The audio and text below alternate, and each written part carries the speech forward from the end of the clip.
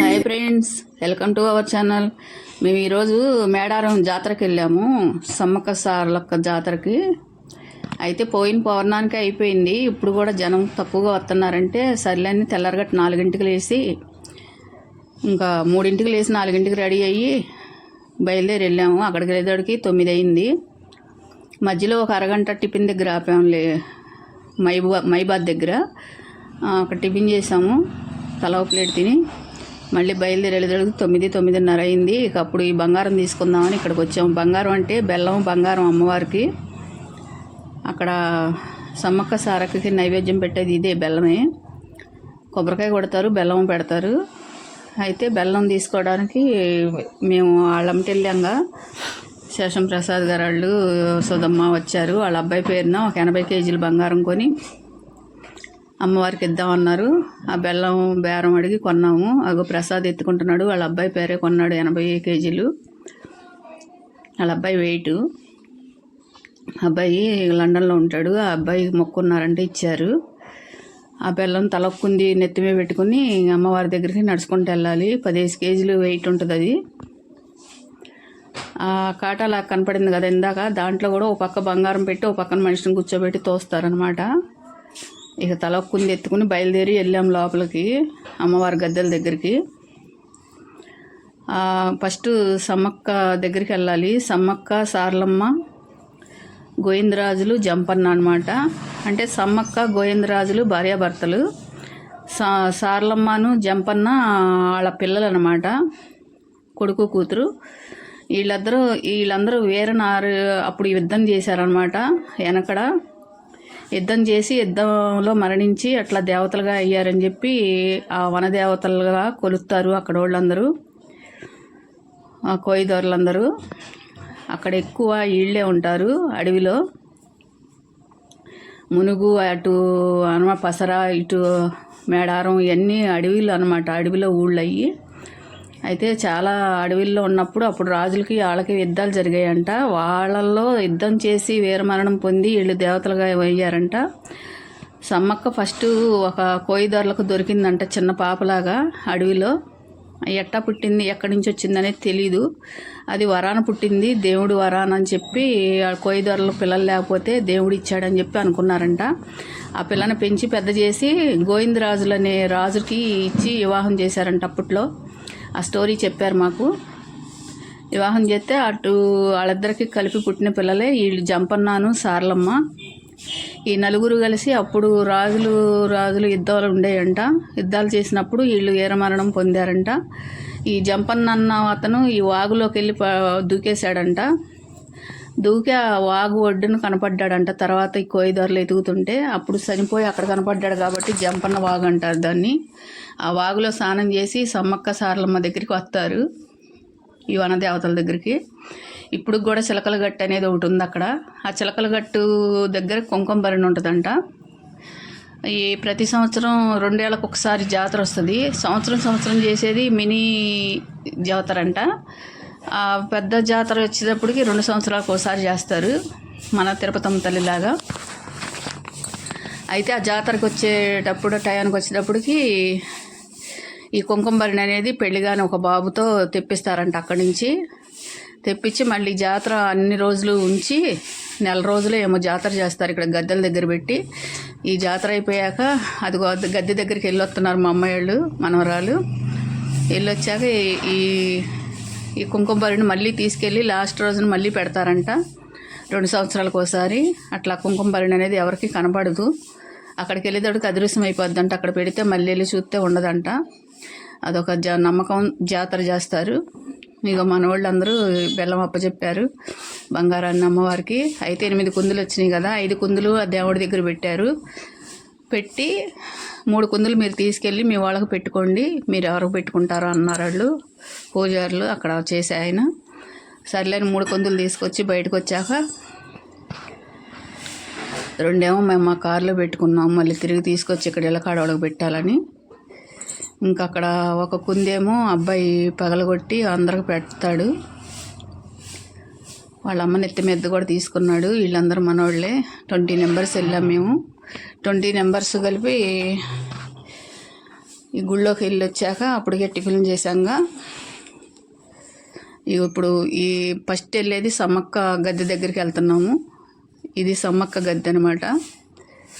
సమ్మక్క గద్దె దగ్గర నుంచి మళ్ళీ సారలమ్మ గద్దె దగ్గర వరకు పైన తడికల్లాగా వేశారు ఎండ తగలకుండా. ఇప్పుడు మళ్ళీ సారలమ్మ గద్దె దగ్గరికి వచ్చాము. అక్కడ 4 కుందులు అప్పచెప్పాము, ఇక్కడ ఒక 4 కుందులు అప్పచెప్పాము.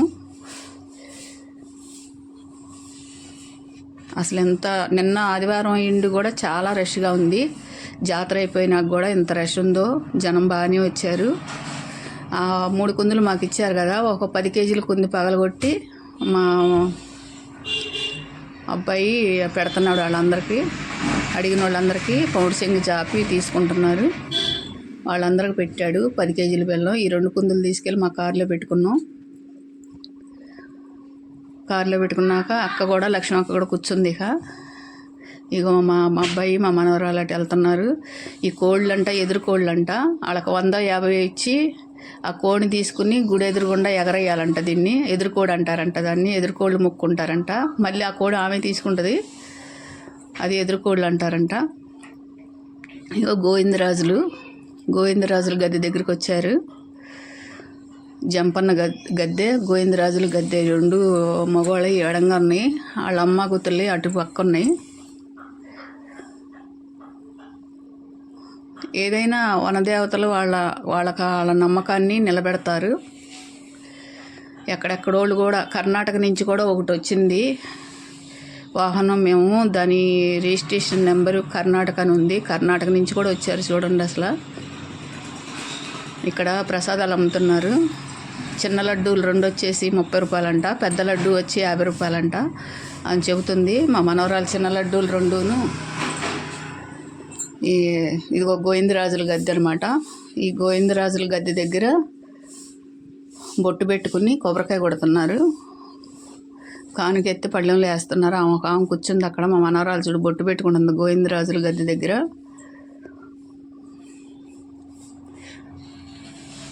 ఇంకా అక్కడి నుంచి ఇటు మా అమ్మాయి మా మనవరాలు ఇటు వస్తున్నారు. మా అయ్యపరాలు కూడా వచ్చింది.